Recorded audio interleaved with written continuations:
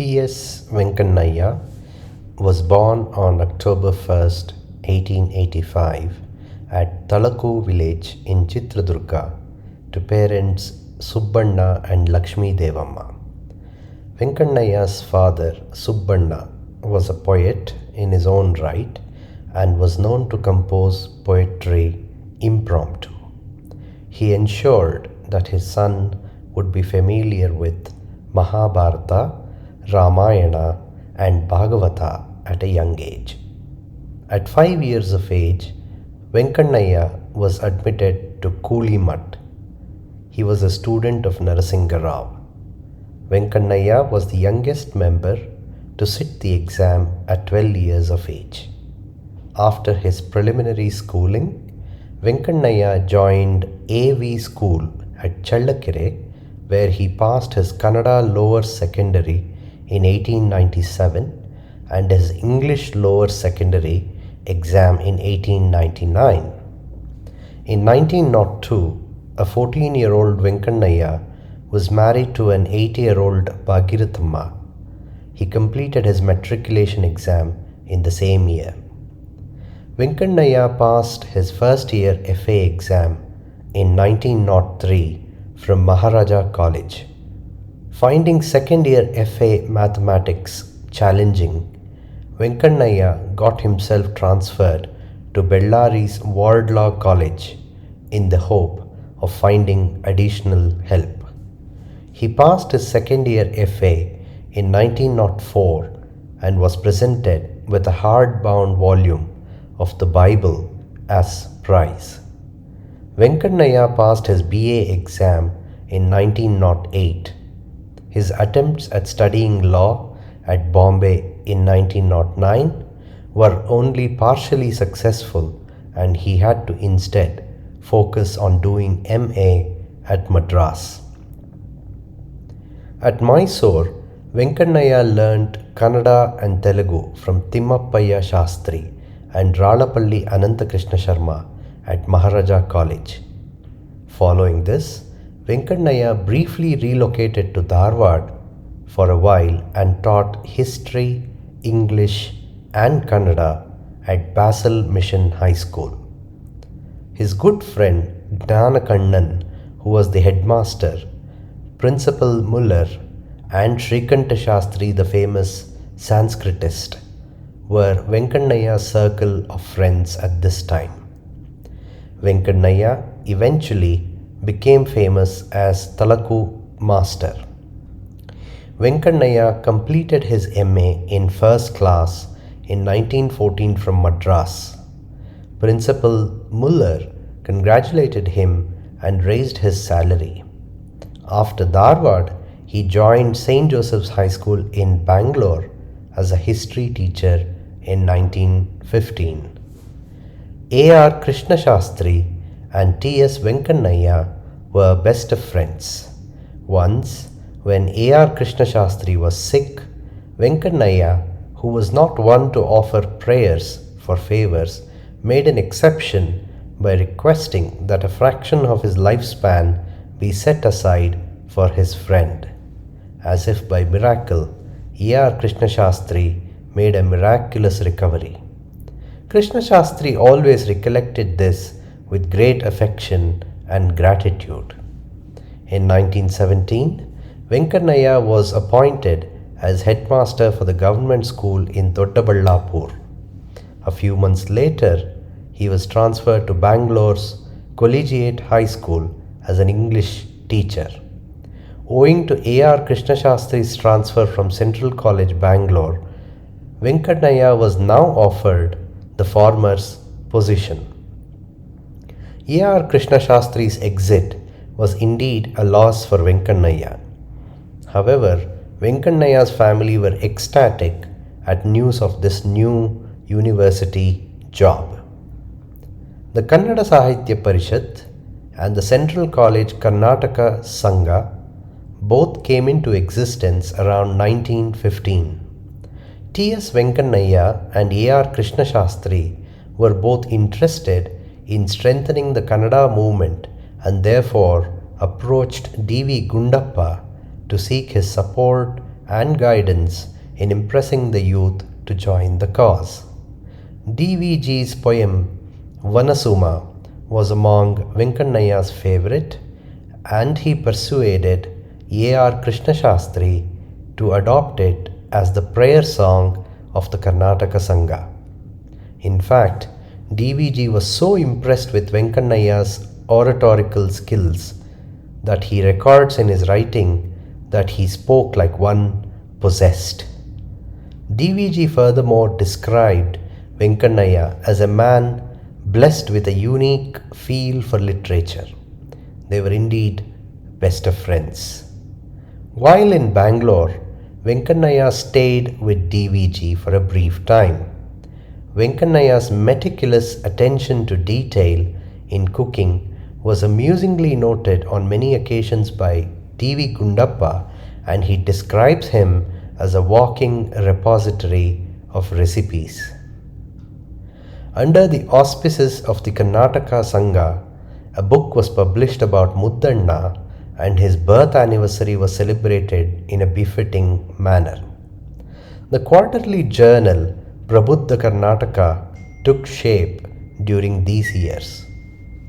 After A.R. Krishna Shastri left for Mysore, Venkannayya took over the responsibility for managing Prabuddha Karnataka.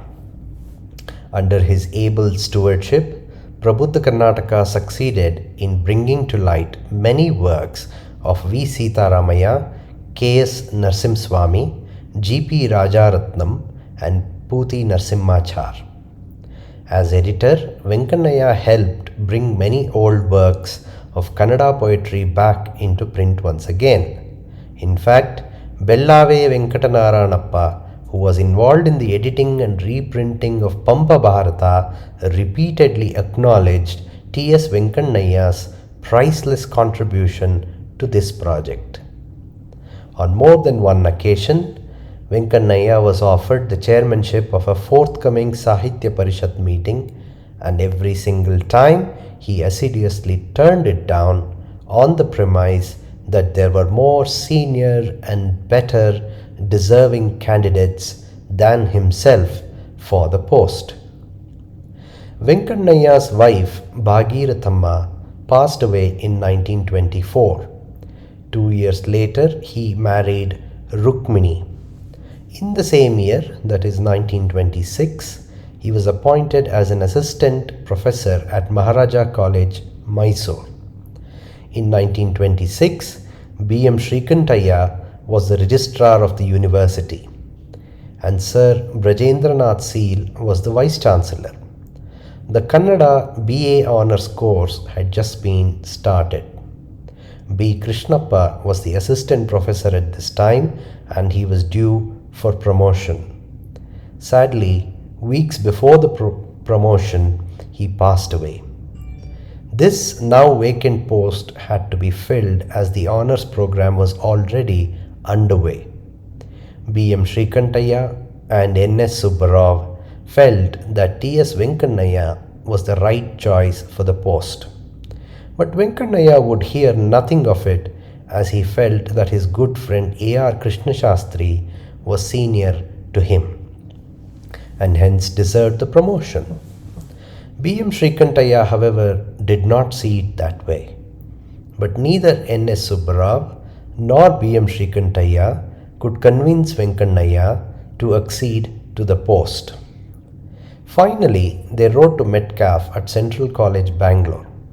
Metcalfe summoned T.S. Venkannayya to his office, and after a 3-hour-long discussion, he was compelled to become the university's first Kannada Professor. Maharaja College had a common room where everyone assembled to converse and exchange notes.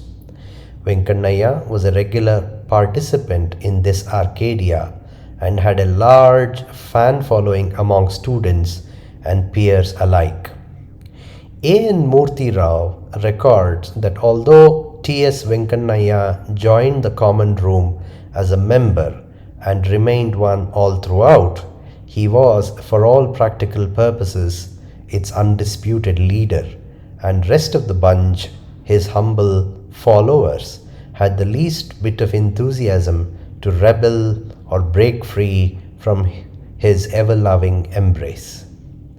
T.S. Venkannayya was the founder of the University Teachers Association, which was a forerunner to Prasaranga. These and many more such initiatives were collectively described by J.C. Rollo as the Mysore experiment. T.S. Venkannayya's students. Venkannayya inspired and guided a whole lineup of writers and literateurs of his time. Thinam Srikantaiah, K.S. Narasimhaswamy, M.V. Seetharamaiah, C.K. Venkataramaiah, K. Venkataramappa, and G. Venkatasubbiah are a few among his students. T.S. Venkannayya molded and shaped K.V. Puttappa, who became Kannada literature's future beacon. Puttappa had sent in his entry to a story writing competition. It was adjudged as the best entry and the first prize was awarded to it. Puttappa could not attend the award ceremony personally. T.S. Venkannayya took it upon himself to receive the prize and deliver it personally to the discerning young boy who was resident at that time at Ramakrishna Ashrama in Mysore. This gesture from a senior member of the faculty captured Puttappa's heart.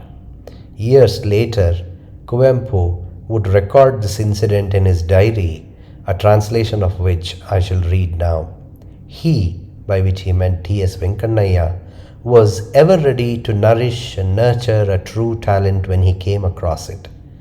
It was in his maternal embrace that I found myself overcoming my otherwise cold desolation on more than one occasion.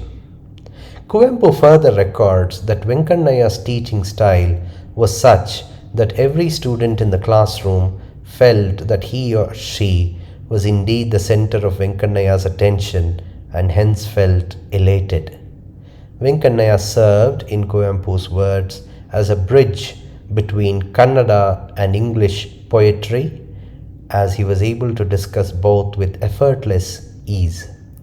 He held both literary worlds on the same plane and was masterly in this comparative teaching technique. Puttappa's participation in various literary events, competitions and conferences were at Venkannayya's behest. In his later years, T.S. Venkannayya would frequent Kuvempu's house and spend hours listening to his poetry and other writings. On one such occasion, Venkannayya spent half a day listening to Kuvempu recite his poetry. Tired, Venkannayya took leave in the afternoon. Just before he got up to leave, Kuvempu offered to read few lines from his latest work, Ramayana Darshanam. Venkannayya promised that he would make another trip in a few days' time and had to head home as he was feeling fatigued. The next evening, Kuvempu found himself seated in his bedroom giving the final touches to his book. This task preoccupied him completely into the late hours of the evening. Around 11 p.m. in the night, he distinctly heard a knock on the door. He impatiently stood up, walked to the door, and was surprised to find no one outside. Perplexed, he stood there for a while and then closed the door in disbelief and made his way back to the table. Then he distinctly felt another presence in the room, almost right behind him, seated on his bed. This greatly unnerved him. Nonetheless, he gathered his spirits, remained calm, and tried to rationalize the experience in his mind. He was giving finishing touches to his Ramayana Darshanam and completed it by dedicating it to his guru, T.S. Venkannayya, in the very first page. Exhausted and famished, he went to bed. He woke up next morning to the sad news of his teacher's demise the night before. While in life, Kuvempu never got an opportunity to show Ramayana Darshanam or read verses from it to his guru, it was almost as if Venkannayya in his final moments had decided to visit and go through the work himself before departing from this world. Kuvempu also acknowledged Venkannayya as his inspiration for his novel Kanuru Heggadati, set in Malnad. T.S. Venkannayya undertook a tour of the Western Ghats to enjoy the lush environs of the Malnad region as described in his students' novels. Venkannayya was instrumental in guiding D.L. Narasimhachar through the basics of editing old palm leaf texts. S.V. Parameshwara Bhatta records in his memoirs that Venkannayya always made it a point to feed his students well before beginning one of his impromptu discourses. Once during a college competition arranged in the Karnataka Sangha, S.V. Parameshwar Bhatt performed very well and yet missed out on the prize. Venkannayya, who was there in the audience, realized that his student may feel dismayed at this unfortunate turn of events. He at once instituted a prize and presented this to his student. S.V. Parameshwar Bhatta treasured this prize well into his later years. This was a volume of Basavarajadeva Ragale. R. Narasimhachar, B.M. Srikantaiah and T.S. Venkannayya were conducting the Vivavosi exam for Manvi Narasingha Rao during his MA finals. Rao had to travel back to Hyderabad in the evening. After the examination, Rao was about to make his way back to the hostel to get ready for the journey. Venkannayya caught him outside the examination hall and implored him to visit him at his residence for a few minutes before embarking on a journey to Hyderabad. Perplexed, Rao agreed to his teacher's request and visited his house that evening. To his surprise, Venkannayya came out of his room dressed in traditional attire, carrying a silver plate full of coconut, betel leaf, areca nuts, and some token of cash in it. Presenting this plate to him, he kept a beautiful red rose on top of the ensemble and congratulated Rao. By now, Rao had little clue as to what was happening. Venkannayya gave him the good news that he had indeed passed the exam and furthermore had done so in first class. He embraced Rao affectionately and bade him adieu from Mysore. Rao remembered this show of affection with great relish in his memoirs decades later. M. Shivaram, known better by his pen name Rashi, is remembered for his years as the editor of Koravanji. A student of Central College, Bangalore, he and his friends during their student years had chosen Sanskrit as their second language, as it was believed that it was an easier way of scoring good marks. But over time, they learned from their friends that their respective Kannada classes under T.S. Venkannayya's tutelage were superlative both in quality and content. Shivaram and friends felt left out. With this in mind, they approached Venkannayya and requested that they be taught select portions of the Kannada syllabus as well. T.S. Venkannayya thought for a moment and with a smile on his lips readily agreed. Shivaram writes in his memoirs that these classes by Venkannayya on Gadayuddha were a most memorable experience for these part-time Kannada students. Venkannayya was in excess of 6 feet height and was of lean build. His face had an unmistakable square-jawed countenance with a thick-set moustache and sported a rather contemplative look. He was always affable in his demeanor towards everyone. A melukote dhoti and a black coat completed his usual attire. Owing to his towering height, he was known to slouch a bit at the shoulders and was most often seen having his hands clasped behind him. He would perform Sandhya Vandane daily, followed by the reading of a few verses of Ramayana and Bhagavad Gita. In 1931, Kannada Sahitya Sammelan was conducted at Mysore. As part of this celebration, various events were also organized. A Gamaka recital was arranged and the participants were invited to lunch at Venkannayya's residence. Venkannayya's close friend Rajiva Lochanam was also present. Just before lunch was to be served, there was a loud shriek from downstairs.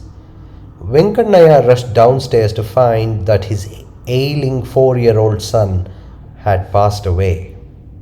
He had been sick for a while and had been shown to many doctors and treatments provided for, but it was all in vain. T.S. Venkannayya was heartbroken and had tears in his eyes. He composed himself and requested his brother and son-in-law to make necessary arrangements to carry out the funeral. He washed his face and with a solemn resolve made his way upstairs to make sure that lunch was served as planned. After every invitee was fed to satisfaction, they took leave of him. Rajiva Lochanam stayed back to inquire as to why he didn't see Venkannayya's wife during lunchtime. Normally, she served everyone her tasty payasam. Then Venkannayya had no option but to tell his good friend what had happened. He tried impressing on his friend the correctness of his decision in going ahead with the lunch, as there was little to be gained by upsetting the august gathering with this ill-timed news. After all, no effort had been spared in sufficing medical aid to his ailing son, and he had nonetheless succumbed. Furthermore, he smilingly said that as ardent readers and followers of the Bhagavad Gita, it was of vital importance that the essence of the Gita be practiced in everyday life, and that every effort should be made to become a sthita prajna against all the travails of life. Rajiva Lochanam had a look of incredulity on his face and was positively livid. He shouted at Venkannayya that he was not a human being in any sense of the word and walked out. A poor law student once mailed Venkannayya requesting for some financial help with regard to his fees. Venkannayya immediately took whatever little money there was in his bureau and then requested his brother to contribute by an overdraft from the local cooperative society. Furthermore, he requested his brother to mail the money order to the discerning student at the earliest. He also added that on his way back from the post office, he ought to destroy the mailing receipt so that one would never be able to remember the student's name. Such was Venkannayya's generosity. Once Venkannayya went out of his way to get the B.M. Sri scholarship reallocated to another poor student instead of it coming the way of his own younger brother. When T.S. Shamarao confronted his elder brother on this, his answer was that he had already paid his fees and felt that the scholarship should therefore be available for somebody more discerning. Such was Venkannayya's sense of generosity and equanimity. A poor student once came begging for food in the early hours of morning. Venkannayya's mother asked the boy to move on and possibly come later in the day. Venkannayya, who was speaking to one of his colleagues, ran out of the house and stopped the student from walking away. Then he turned to his mother and asked her if cooking was not yet finished. She answered that it was indeed over, but the first offering of food to God was not yet done, and hence she was unable to feed him. Venkannayya immediately quoted the Ramayana, where the great Rama himself did not mind the half-eaten fruit which he received from Shabari. He made sure that the poor student was indeed fed first, even if it meant that it preceded the daily customary offering to God during the morning rituals. Venkannayya was known for his attachment to snuff. When chided by many for this, he said, "We consider tulsi or spinach leaves with much respect and maybe even adoration. Then why not these tobacco leaves, which give one the much needed comfort and solace?" The famous Gamaki Ananta Padmanabha Rao had invited Venkannayya to his house in Merkera, Coorg. Rao's house was an old-fashioned wooden house with a set of doors too narrow and too low set. Venkannayya, being very tall, tried entering the door stooping down. Even this effort ended in his turban being knocked off. When the people inside the house rushed to his aid, he reassured them that he was indeed fine and that once in a while it was necessary for every man to feel humbled. Similarly, T.P. Kailasam, who was short in stature, on one of his visits to Venkannayya's house, turned his head up and asked Venkannayya as to how things were up there in heaven.